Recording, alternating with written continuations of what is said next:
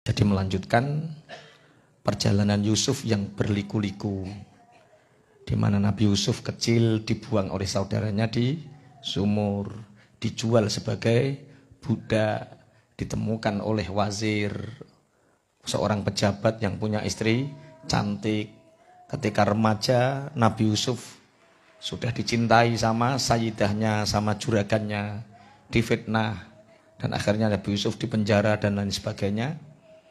Nabi Yusuf disakiti oleh saudara-saudaranya sehingga saat itu Mesir menjadi negara makmur, sedangkan Syam, Palestina menjadi negara paceklik. Sehingga kebutuhan sandang pangan, kebutuhan pangan tergantung kepada negara Mesir. Ringkas cerita, akhirnya adik Nabi Yusuf ditahan. Akhirnya setelah ditahan, mereka tetap meminta belas kasihan Nabi Yusuf. Sebelumnya ini belum tahu kalau itu siapa Nabi Yusuf. Akhirnya terus minta dibawakan bahan-bahan pokok makanan. Nabi Yusuf menjawab, hal alimtum ma fa'altum bi Yusufa wa akhihi id antum jahilu. Hai kalian orang yang dari Syam, dari Palestina, apakah kalian tahu apa yang kalian perbuat terhadap Yusuf dan saudara Yusuf? Namanya siapa? Bunyamin. Ibu Nabi Yusuf namanya Rahel. Jailing sing layan lali mikir utang. Nggih. Ibu Nabi Yusuf namanya Rahel. Bapak Nabi Yusuf namanya Yakub. Nabi Yakub. Apakah kalian tahu yang kalian perbuat terhadap Yusuf dan saudaranya ketika kalian dulu bodoh, melakukan kebodohan? Akhirnya curiga saudara-saudaranya ini. Karena menteri ekonomi ini wajahnya mirip Nabi Yusuf dan ada andeng-andeng di sebelah kirinya. Jadi kawe cilik Nabi Yusuf andeng-andengnya yang sebelah kiri ada kiri kene to kene. Oh kene yo. Ayo. Sing kene. Jadi ada tai lalat kecil yang itu menjadi penanda bahwa itu adalah Yusuf. A'innaka la anta Yusuf. Apakah tuan ini adalah Yusuf? Ya, kata Yusuf. Ana Yusuf. Wa hadza akhi, dan ini adalah Benyamin, saudaraku. Qad mannallahu alaina. Sungguh Allah telah memberi anugerah kepada kita. Innahu mayyattaqi wa yasbir fa innallaha la yudhi'u ajral muhsinin. Barang siapa yang bertakwa, barang siapa yang bersabar, takwa dan sabar dipadukan, maka sungguh Allah tidak akan menyia-nyiakan pahala orang-orang yang berbuat baik. Jadi sebenarnya ada dua saudara, yang satu jahat, yang satu baik. Yang jahat ingin merebut haknya yang baik. Ini apa yang dilakukan yang baik? Yang dilakukan yang baik harus apa? Piye tau gak jawab ya? Sampean duwe dulur kelakuannya elek. Kita punya saudara kelakuannya buruk, sering merampas hak kita. Seperti saudara Nabi Yusuf. Kemudian kalau kita punya saudara seperti itu, apa yang kita perbuat? Bersabar atau berbuat baik? Bersabar dan berbuat baik dua hal yang berbeda loh.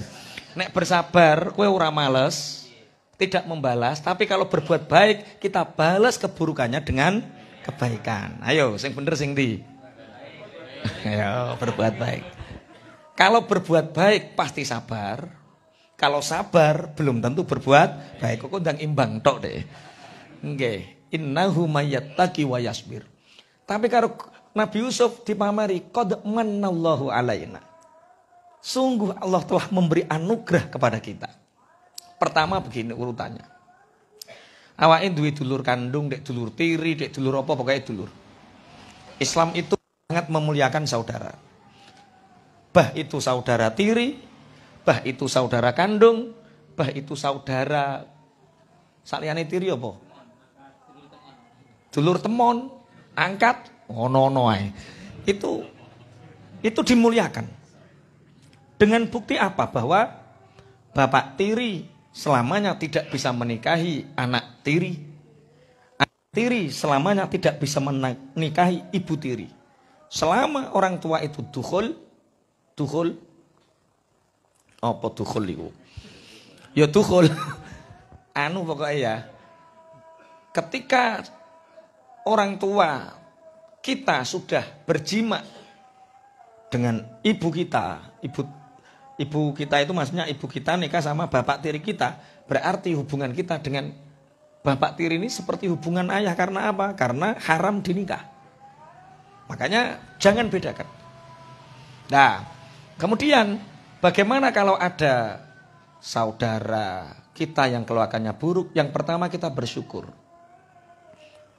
Wong punya saudara jahat kok bersyukur. Berterima kasih kepada Allah. Karena orang bersyukur pasti ditambah. Orang bersabar masuk surga sama. Ya Allah, Engkau mengirimkan saudaraku dengan keburukannya agar aku bisa membalasnya dengan kebaikan. Sampai duit dulur jahat itu artinya kita dikuatkan oleh Allah dengan kejahatannya. Kita disuruh oleh Allah untuk bersabar atas kejahatannya. Setelah itu kita membalas kejahatannya dengan kebaikan. Masya Allah. Ini ajaran Nabi Yusuf. Nabi Yusuf tidak pernah membalas. Wong Nabi Yusuf masih kecil, sudah dibuang. Sebenarnya niat untuk dibunuh. Nabi Yusuf tidak membalas. Tapi justru yang diberi anugerah oleh Allah, Nabi Yusuf atau saudaranya? Nabi Yusuf. Mulane orang yang ngalah pasti mulia. Orang yang serakah pasti hina. Saya tidak mengatakan insya Allah. Pasti. Karena itu sudah janjinya Rasulullah. Kalau Rasulullah sudah bersabda bahwa orang tawadhu oleh Allah, orang yang mengalah diangkat oleh Allah, orang yang sombong serakah dihinakan oleh Allah. Makanya penak dadi wong serakah apa penak dadi wong ngalah. Jadi kok sampean nganggo klambi apik, kok dulure lewat, "Dik, klambine kok apik." Tak minta, "Dik, monggo Mas, wis gak usah mikir maneh." Allah akan memberi baju yang lebih baik. Kakak liwat neh, "Le, jendelomu kok apik, pengen mbok coplok to Mas?" "Monggo." Nyoh, nanti sama Allah diganti jendela yang lebih baik. Itu kuncinya. Pertama, kalau ada saudara kita jahat sama kita, bersyukurlah. Setelah kita bersyukur, bersabar. Setelah sabar kita membalas. Tapi membalasnya dengan kebaikan. Ada pertanyaan kemarin, "Pak Yai, saya itu sudah mengamalkan ilmunya. Tapi sama saudara saya, setiap saya ke sana bawa wewean." Wewean itu ater. Jadi wewean ater-ater itu isinya pitik merkungkung, ndok, ya, terus nasi, terus jangan lauk pauk. Kemudian diserahkan ke saudara yang membenci kita, digewak, dibuang. Kita ngasih lagi atau tidak? Ngasih, tapi kan mubadir. Maka buang. Kata siapa mubadir? Itu berarti derajat kita baru sedekah untuk pitik dan lain sebagainya. Bukan kita yang membuang. Kita ingin bersedekah kepada manusia. Tapi Allah memberi gambaran kepada kita, keikhlasanmu baru sebatas sedekah untuk ayam. Jangan marah. Alhamdulillah, gua gak popo, sesuk balik maneh. Ada satu kisah. Ma'ruf Al-Karhi. Itu punya tetangga. Tetangga bukan muslim, Nasrani. Tetangga petembo. Lah namanya orang ulama zuhud, tembok itu gak leponan. Pas kamarnya Ma'ruf Al-Karhi, iku pas WC-ne wong Nasrani. Jadi nek buang air besar, iku merembes. Ditadai karo Ma'ruf Al-Karhi, tos, ambune yo ora karu-karuan. Iku coro sampean. Coro sampean. Iku wong Nasrani iki diapake. Kok beres-beres piye? Langsung beres. Ma'ruf Al-Karhi bersyukur. Ini mungkin Allah memberi derajat kamarku baru sebatas bau busuk yang aku terima dari saudaraku Nasrani. Sampai suatu saat, ini kok gak ada bau busuk. Kemana? Akhirnya Ma'ruf Al-Karhi bertamu, ternyata saudaranya sakit, sudah tidak kencing, sudah tidak buang air besar 3 hari. Tidak buang air besar 3 hari. Akhirnya gak ada yang merawat. Dirawat oleh Ma'ruf Al-Karhi. Kemudian ada temennya ini buang air besar di rumahnya. Dia tahu, tos, ya Allah. Ini apa?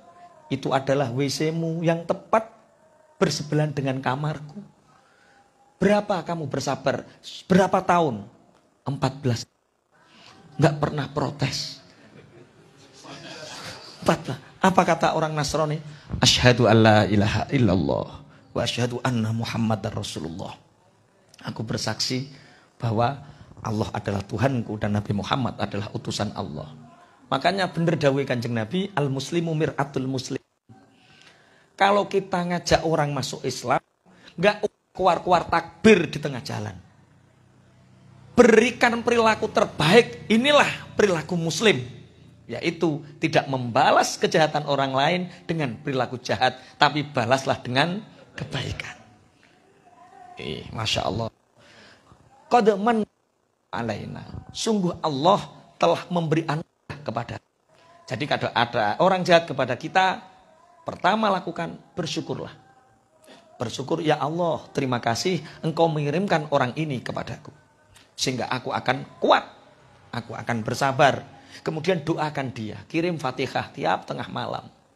Al-Fatihah ila wong kae, Al-Fatihah bacakan Al-Fatihah agar hatinya lunak. Ojo rasa terus kue gak duwe prestasi apa-apa ning gone wonge.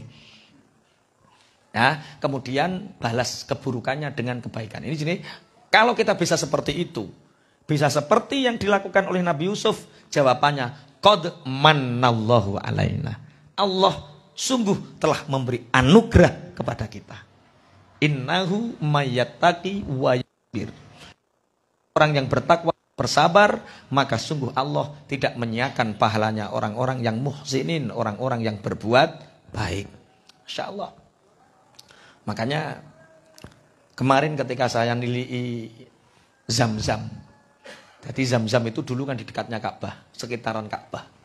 Di sekitaran Jabal Abil Qubais. Sekarang ditampung. Ketika saya melihat penampungan Zam-Zam itu, teringat pada satu cerita. Bahwa kita itu harus mengajarkan saudara kita, istri kita, anak kita, teman-teman kita. Dengan kesederhanaan hidup dan kesederhanaan berpikir. Bahwa prestasi tertinggi kita di hadapan Allah di dunia dan akhirat adalah ghufran. Orang yang sukses itu bukan orang yang berpangkat tinggi, berjabatan tinggi, orang yang punya uang banyak, bukan. Ketua partai, bukan.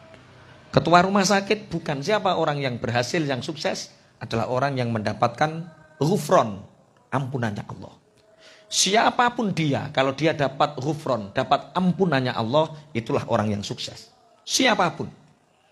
Bisa jadi ketua rumah sakit, dapat ghufran, sukses. Kiai dapat ampunan Allah, sukses. Petani dapat ampunan Allah, sukses. Makanya kita hidup itu hanya ingin mendapatkan rahmat ampunannya Allah. Saya teringat satu kisah.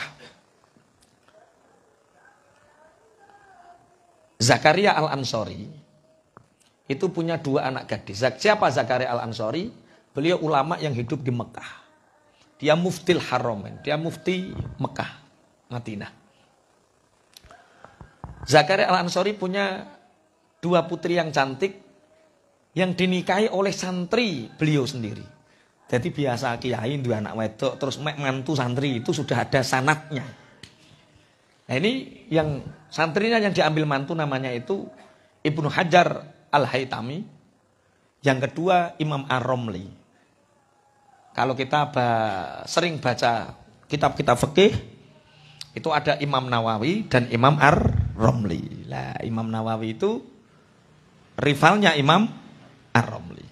Rival itu maksudnya kelasnya sama. Dilalah kersane Allah. Ibnu Hajar Al-Haytami karena hidup di padang pasir, di padang tandus di Mekah. Ibnu Haytami hidupnya sederhana. Kekurangan. Sedangkan Imam Ar-Romli, beliau hijrah ke Mesir. Jadi anak sing wedok dibawa ke Mesir satu, dibawa Imam Ar-Romli, yang satu tetap di Mekah, Ibnu Hajar Al-Haytami. Ibnu Hajar Al-Haytami miskin, Imam Ar-Romli di Mesir kaya raya. Suatu saat, dua orang anak dan menantu berkumpul. Yang laki-laki mujalasah dengan para lelaki, yang perempuan juga mujalasah dengan perempuan. Lah akhirnya adik iki ngomong ning ngene Mbak Ane. Sing bojone Ibnu Hajar matur, "Mbak, ya Dik, bejo Mbak, Pak sampean." "Lho kenapa, Dik?" "Masya Allah sampean dinikah oleh Imam Ar-Romli, ulama yang masyhur, fikih, hadis masyhur, kaya, tidak kekurangan satu apapun. Beda dengan suamiku yang di sini, di padang tandus ini, kekurangan." Ibnu Hajar Al-Haytami mendengar pembicaraan itu. Bahwa ternyata istrinya masih membandingkan kekayaannya dengan kakaknya. Akhirnya Imam Ar-Romli pulang beserta istrinya. Ibnu Hajar memanggil istrinya. "Dek, nggih Bah, ayo melu aku. Teng pundi Bah jalan-jalan?" Diajak ke sumur Zam-Zam. Di sumur Zam-Zam ini Ibnu Hajar Al-Haytami nimbo. Mengambil satu timba air. Ada satu timba air ini didamu oleh Ibnu Hajar Al-Haytami. "Ya ma'a Zam-Zam, wahai air Zam-Zam. Kun dhahaban biidznillah. Jadilah engkau emas atas izin Allah." Seketika air Zam-Zam satu ember, satu timba. Biidznillah. Saking iktimatnya, saking sesandenane Ibnu Hajar kepada Allah. Sampai air Zam-Zam pun nurut. "Ya ma'a Zam-Zam, kun dhahaban biidznillah." Wahai air Zam-Zam, engkau jadilah emas atas izin Allah. Seketika jadi emas. "Dek, nggih Bah, ikhtari baina dzahab wa Ibnu Hajar Al-Haytami." "Dek, pilihlah di antara emas atau Ibnu Hajar Al-Haytami. Kalau engkau memilih emas, bawalah emas ini ke rumah, tapi aku akan meninggalkan rumah ini. Kalau engkau memilihku, maka biar emas ini pergi." Nangis bojone. Nangis, "Ya Allah, salah. Bandingno iku apa? Salah. Kira-kira kalau istrine jenengan, istrine jenengan kongkon milih emas sak ember karo milih jenengan, pilih pundi?" Milih emas kim. Masya Allah. Akhirnya karena inilah ulama-ulama dulu seperti itu biasa. Mengajarkan istri-istrinya untuk zuhud. Maka kemarin itu saya itu agak tersiksa ketika di Mekah itu tersiksa satu hal. Tersisa satu hal ini bagi yang ingin poligami, dengarkan. Bagi yang ingin poligami, dengarkan. Saya itu satu kamar dengan ulama-ulama hebat, ulama-ulama sepuh, yang semua istrinya banyak. Ada yang 4, 3, 2. Saya selama 24 hari di Mekah, itu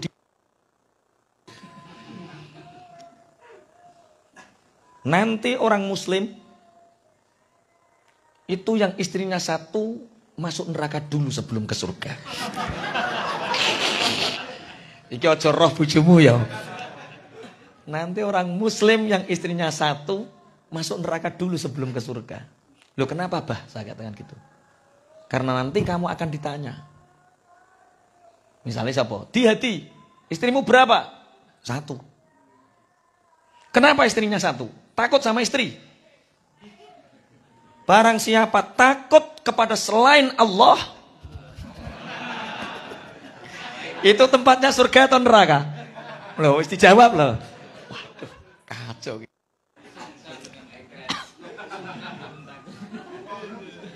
Lah ya barang siapa yang punya rasa takut kepada selain Allah itu tempatnya surga atau neraka?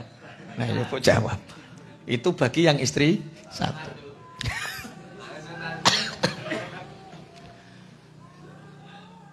Makanya saya agak diteror sama ibu-ibu. Pak Yai jangan nikah lagi. Kenapa? Kan suami saya muridnya Pak Yai. Kalau tiru repot. Waduh, urung-urung mesti teror. Saya pahami. Kenapa ulama-ulama yang bareng saya itu istrinya banyak tapi bahagia? Bahagia betul, saya menyaksikan bahagia betul. Ketika telepon mereka saling berkirim kabar sesama istri satu dengan yang lain. Ternyata saya tanya, apa resepnya Pak? Satu. Mereka dari awal memang kita tarbiyah. Ketika awal menikah sudah ditarbiyah untuk satu, melakukan semua sunnah yang dilakukan oleh Rasulullah Sallallahu Alaihi Wasallam. Sunnah Kamis dikerjakan, tahajud duha dikerjakan, pakai celak dikerjakan, siwak dikerjakan, semua sunnah dikerjakan. Dan istrinya diajak untuk melakukan sunnah itu. Sehingga istrinya sangat taat, sangat sholihah. Ketika semua sunnah sudah dikerjakan, ulama ini bertanya, Dek, ya Pak, aku kerjakan Dek. Jangan sampai Rasulullah nuntut saya karena ada sunnah yang belum aku kerjakan. Apa kata istrinya? Masya Allah Bah, tinggal satu yang belum Bah. Rasulullah istrinya banyak, Abah hanya saya. Kerjakan Bah, jangan sampai Abah tidak melakukan sunnah. Loh, wong rai-rai ngene. Wah, masih banyak sunnah yang lain yang belum kalian kerjakan. Istrimu masih banyak tahu celamu. Umpomo bojomu, istrimu tak kasih 2 kain atau 2 kertas putih.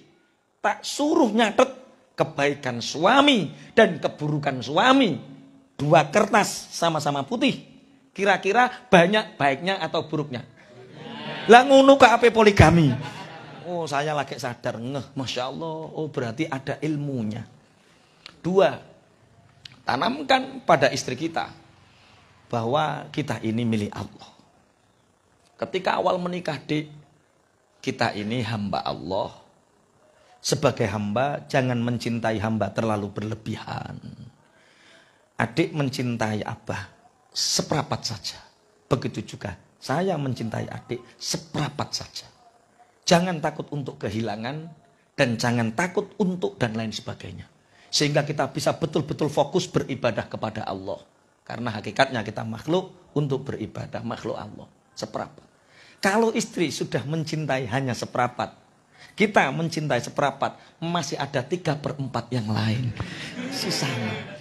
Oh ngono. Jadi ditarbiyah dari awal. Urung lagi kopil tuh nikah adik, hidup semati Dek. Pas 100% wis angel-angel. Ada yang siap poligami lagi? Halo. Tarbiyahnya. Kalau Anda bisa mentarbiah, monggo. Jangan gunakan poligami sebagai alat candaan, tapi harus betul-betul dengan ilmu yang baik. Tak tanya, Bah, saya punya itu teman pesantren, Bah. Ketika istrinya 1, anaknya baik-baik, Bah. Usia SMP baik, usia SMA baik. Menikah lagi, brutal anaknya. Benci sama abahnya. Lah itulah. Kalau ingin poligami, jangan menunggu anak besar. Kapan? Yo saat anak-anak kita masih kecil. Taunya ini ibu 1, ibu 2, ibu 3. Enggak terkonsep, enggak terkontaminasi dengan orangnya. Walah Pak Eko, duh anakku wis SD. Ah, wis. Barang siapa yang bersyukur, bersabar, bertakwa, membalas keburukan orang lain dengan kesabaran dan dengan kebaikan, maka Allah pasti memberi anugerah kepada kita. Enak ya? Jadi kalau seperti ini, orang itu nggak akan punya musuh. Yang ada hanya ridho Allah, ridho Allah, ridho Allah. Sehingga hati ini menjadi lapang. Orang-orang yang hatinya sempit, sumpek, ruwet, itu karena pasti mikir makhluk. Kalau mikir Allah, mikir akhirat, nggak ada sumpek, nggak ada ruwet. Yang di sini yang paling sumpek siapa? Atau yang sumpeknya ringan? Mas Antor, sumpeknya apa? Sesuk sing gawe tuku wedake bojo habis yo. Makhluk kan yang dipikir. Pun. Berarti jawabannya mayattaqi wa yasbir fa innallaha la yudhi'u ajral muhsinin. Barang siapa yang bertakwa dan mau bersabar, Allah akan membalas. Kemarin ada satu kisah nyata. Orang haji itu sekarang kalau masuk raudhah, raudhah itu satu taman surga yang ada di antara makamnya Rasulullah. Kalau dulu rumahnya Rasulullah dan mimbar Masjid Nabawi, di antaranya itu ada tempat sempit namanya raudhah, surga, taman surga. Kita masuk ke raudhah, maka sama halnya kita mencatatkan nama kita di surga. Allahumma amin. Semoga jamaah ini nanti semua bisa masuk raudhah dan nanti menyebabkan kita masuk surganya Allah. Allahumma amin. Sekarang orang haji itu harus pakai aplikasi. Kalau ingin masuk raudhah harus aplikasi download, namanya aplikasi Tawakalna. Tawakalna. 2 jam sebelum masuk harus daftar. Kita membayangkan 3 juta orang berkumpul dalam satu tempat. 3 juta orang berkumpul dalam satu tempat, download kabeh. Kira-kira error napa mboten? Banyak errornya. Orang seusia saya sudah bingung. Saya gaptek, nggak pinter dolanan HP. Sama Mas Kofik dikasih HP yang berkekuatan tinggi, yo nganggo risite WA tok. Disuruh aplikasi download Tawakalna, nyerah, nggak bisa. Orang-orang berebut jalan menuju raudhah dan makom Rasulullah itu digawe umat ngene. Jadi ben antri panjang, sudah ada aplikasi masuk. Ketika itu saya dan teman sama staf Nurholik ya mau download bagaimana? Wong kita nggak bisa. Tapi saya meyakini bahwa doa yang terbaik adalah doa yang berada di dalam sholat. Tak baleni. Donga yang terbaik adalah doa yang ada di dalam sholat. Lengkap di dalam sholat itu doanya.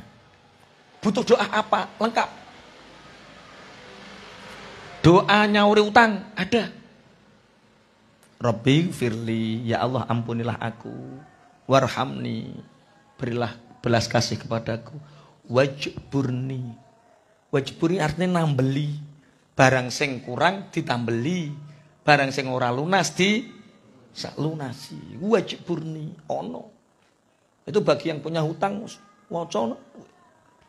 Atau bagi yang usahanya seret. Setiap mau buka apapun, Rabbi fili warhamni wajburni warfani watini wa'afini wa'afu'ani, buka tokone. Bengkel kok sepi, Rabbi fili warhamni wajburni, buka bengkele. Pijet kok sepi, Rabbi fili warhamni. Pijetane lari. Okay. Sama. Kalau kita ingin masuk raudhah, Allah sudah memberi doa kepada kita di dalam sholat. Doa yang terbaik. Bagaimana salam kepada Rasulullah? Sudah diajarkan di dalam sholat. Assalamualaikum ayyuhan nabiyyu wa rahmatullahi wa barakatuh. Ketika itu harapan saya hanya satu, ya Rasulullah. Ketika saya di Jawa, ketika saya di Indonesia, saya selalu mengucapkan salam untukmu ya Rasulullah. Assalamualaikum ayyuhan nabiyyu wa rahmatullahi wa barakatuh. Maka di tempat yang sedekat ini hanya 50 meter, hanya memandang makbarohmu. Kenapa engkau tidak memanggilku ya Rasulullah? Assalamualaikum ayyuhan nabiyyu wa rahmatullahi wa barakatuh. Sudah banyak orang ngurusi HP, saya enggak ngurusi HP. Saya Rasulullah, assalamu alaika ayyuhan nabi wa rahmatullahi wa barakatuh. Assalamu alaika ayyuhan nabi wa rahmatullahi wa barakatuh. Dengan penjagaan yang ketat, tepat pada angka 116 assalamu alaika ayyuhan nabi itu ada askar melengak. Ada askar melengak. Datang. Ila raudhah katanya. Apakah kamu mau ke raudhah? Saya langsung nangis, ya Rasulullah. Engkau mengirimkan orang. Aku menjawab, na'am ya habibina. Langsung. Ustaz Khorik dorong, harik. Semua disuruh minggir. Masya Allah, masuk. Masuk ke raudhah. Sholat 2 rakaat. Doa. Kemudian ziarah makam Rasulullah SAW. Sabar. Jangan panik. Bingung urusan dunia. Tasreh, download. Itu urusan dunia. Kalau kita jauh-jauh dipanggil oleh Allah dan Rasulullah dari sini untuk ke sana, ya sandarannya sana. Ojo. Wa may yattaqi wa yasbir fa innallaha la yudhi'u ajral muhsinin. Maka barang siapa yang bertakwa dan bersabar, maka sesungguhnya Allah tidak akan pernah menyia-nyiakan pahala orang-orang yang berbuat baik. Berarti inti dari kesabaran itu berbuat atau ikhtiar. Inti dari kesabaran itu berbuat dan berikhtiar. Ketika Nabi Ibrahim alaihissalam membawa Ismail ke padang tandus bersama Hajarna, bersama Sayyidah Hajar. Nabi Ismail yang masih bayi, Nabi Ibrahim berpaling. Hajar kaget. Wahai Nabi Allah ya Khalilar Rahman, tegakah engkau meninggalkan kami? Tidak dijawab oleh Nabi Ibrahim. Karena secara basyariah meninggalkan anak istri di padang tandus sendirian, tidak ada air, tidak ada apapun, secara basyariah manusia pasti tidak tega. Tidak menjawab Nabi Ibrahim. Kemudian Siti Hajar mengatakan, bertanya, wahai Nabi Allah, wahai Khalilur Rahman, engkau meninggalkan kami ini karena perintah Allah atau hanya karena engkau takut aku cemburu kepada Saroh? Jadi bujune Nabi Ibrahim ono Saroh, ono Hajar. Kami dipisahkan yang begitu jauh itu apakah karena kamu takut kecemburuan atau ini perintah Allah? Jawaban Nabi Ibrahim, karena ini adalah perintah Allah. Baik, kata Hajar. Tinggalkan. Kalau Allah yang memerintahkan, maka Allah tidak akan pernah menyia-nyiakan. Akhirnya Nabi Ismail mulai menangis karena haus. Di kepanasan yang begitu dahsyat, otomatis air susu pun tidak mengalir karena dehidrasi. Akhirnya berlarilah Hajar antara Safa dan Marwah yang sekarang disebut apa? Sa'i. Ini kesabaran, ini tawakal, ini takwa. Dengan sabar menaati perintah Allah namanya takwa. Sabar berikhtiar bukan berarti aku tawakal. Gusti Allah nek ngirimi banyu kok ora ya ceblok-ceblok dhewe. Itu bukan sabar, itu putus asa. Atau katoken. Sabar dan katoken itu jaraknya sehelai rambut. Bedanya dari perbuatannya. Akhirnya berlari kecil. Ternyata Allah tidak mengeluarkan air dari ikhtiarnya Hajar. Tapi Allah mengeluarkan air dari kaki suci kecil Nabi Ismail alaihissalam. Mungkin pangapunten, kita berbuat baik belum tentu dari kebaikan itu yang berhasil, belum tentu, tapi dari yang lain yang akan berhasil. Maka kewajiban kita apa? Ya bersa'i tiap hari. Kita seperti Hajar tiap hari, berikhtiar tiap hari, tapi Allah membahasnya lewat jalan mana? Wallahu a'lam. Misal Pak Wo karo Iwan. Pak Wo ki wonge apian. Tak kakei. Tapi Pak wong nggak pernah balas, tapi wongnya apian. Lah Iwan, iki jarang tak kei. Yo sebentar-bentar nutok, sedik-sedik nutok. Tapi ternyata kita mengharapkan suatu saat ketika kita sulit, harapan saya Pak Wo atau Iwan yang menolong. Karena dua orang ini sering tak bantu. Ternyata justru kadang pertolongan Allah lewat orang lain. Seperti cerita roti yang diracun itu. Cerita roti yang diracun kemarin. Pun intinya apa? Takwa dan sabar. Kalu padha jawab sapa dulure Nabi Yusuf. Apakah engkau Yusuf betul? Bagaimana keadaanmu? Sungguh Allah telah memberi aku anugerah. Barang siapa yang bertakwa dan bersabar, Allah tidak akan menyia-nyiakan pahala orang yang berbuat baik. Maka balas kejahatan dengan kebaikan. Kalu padha matur sapa ikhwatu Yusuf. Tallahi, demi Allah laqad athar. Jadi teman-teman milih kaing sira sapa Allah Gusti Allah alaina ing atase kita. Wa in stune kita iku kunaono sapa kita iku la khotiin, yekti wong kang padha salah kabeh. Kala jawab sapa Yusuf, la tasriba. La tasriba ora ana pemaido iku maujud. Alaikum ing atase sira kabeh. Al yauma ing dalem iki dina. Yang firu muga-muga ngapura sapa Allah Gusti Allah laku maring sira kabeh. Wa huwa utawi Allah iku arhamur rahimin. Luwih welas-welase wong kang aku welas kabeh. Qalu tallah. Saudara-saudara Nabi Yusuf mengatakan demi Allah. Allah lebih memilihmu daripada kami. Lebih menyayangimu daripada kami. Wa in kunna la khotiin. Sungguh kami adalah golongan orang-orang yang salah. Apa jawab Nabi Yusuf? Ki cara sampean piye jajal? Dulurmu menyakiti sampean. Ingin membunuh, ingin menghabisi. Karena merasa iri dengki. Kemudian suatu saat sampean menjadi orang besar. Dulurmu butuh. Terus dulurmu ngakoni salah. Yo sepurane dik. Cara sampean jawabe piye? Kok nggih. Roh dhewe ta kowe. Kene kok.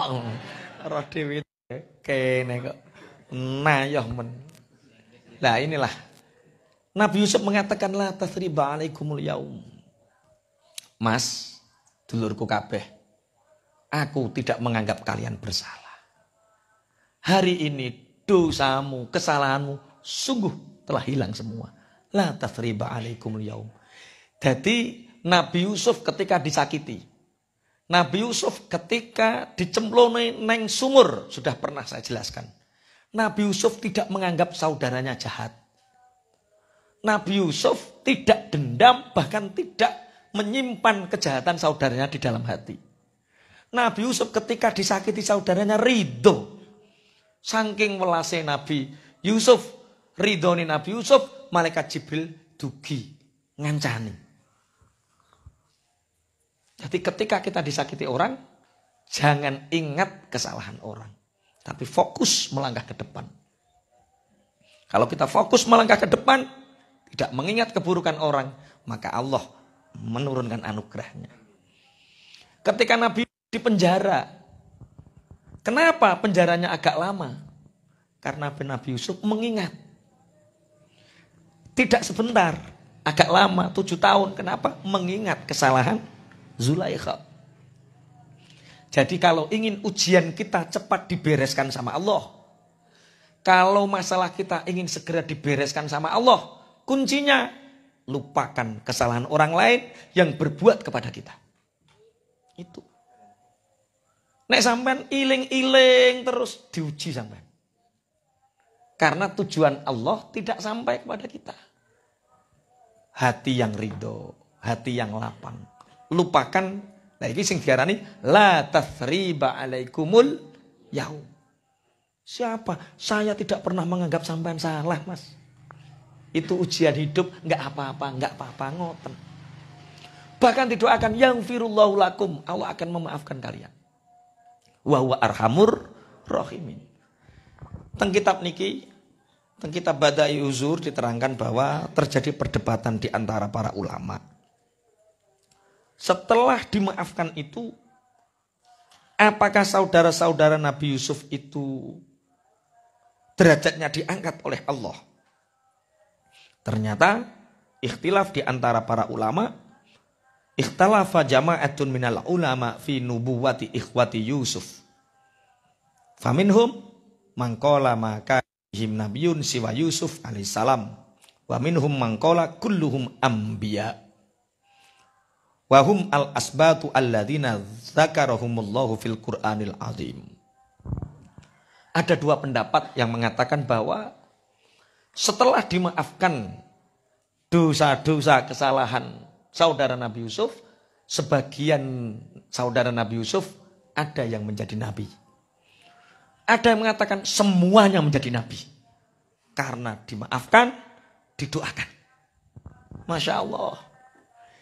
Kita sering menjustis orang. Orang yang salah selamanya salah. Tidak. Jadi pahala kita nikel. Kenapa saudara Nabi Yusuf yang kita anggap kejam, yang kita anggap apa nek ngarani raja tega pingin mateni adike, itu kesalahan yang fatal kan? Tapi di akhir hayatnya mereka diangkat oleh Allah menjadi nabi. Kenapa? Satu, karena doa orang yang dizolimi itu mustajab. Kemudian doa orang yang dizolimi mendoakan kebaikan. Sehingga orang ini dapat dua, orang yang jahat ini. Satu, dosanya diampuni oleh Allah. Dua, derajatnya diangkat oleh Allah. Sehingga mendapatkan hidayah. Sampean pernah mikir, ono wong dan pokoknya misalnya jahat karo sampean. Omahe sampean dieleki, diteletongi misalnya. Utawa usaha nih sampean dilok-lokke misalnya. Pernahkah sampean berpikir tengah malam, ya Allah, berikan rahmat untuknya. Ya Allah, aku kirim Fatihah untuknya. Ya Allah, ampuni dosa orang itu. Sebenarnya ketika kita mendoakan itu, doa ini mantul. Tul. Yang diampuni dosa kita dan dosa dia. Yang dapat rahmat kita dan rahmat dia. Nah itu mestinya yang dilakukan. Aku genyo. Gelo terus tak hizib nasor. Hizib nasor, cek kurang cerdas, saifi pisan. Karuan mati sak cindil-cindile. Ya pana-panan. Apa no tafsir? Gara-gara gelo terus tak hizib saifi terus sak cindil-cindile. Ya aja ngono cah.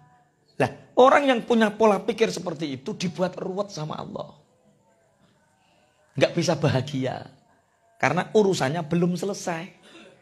Makanya selesaikan urusan kita dengan Allah. Selesaikan urusan kita dengan makhluk. Dengan cara apa? Kalau ada orang yang menzalimi kita, balas dengan kebaikan.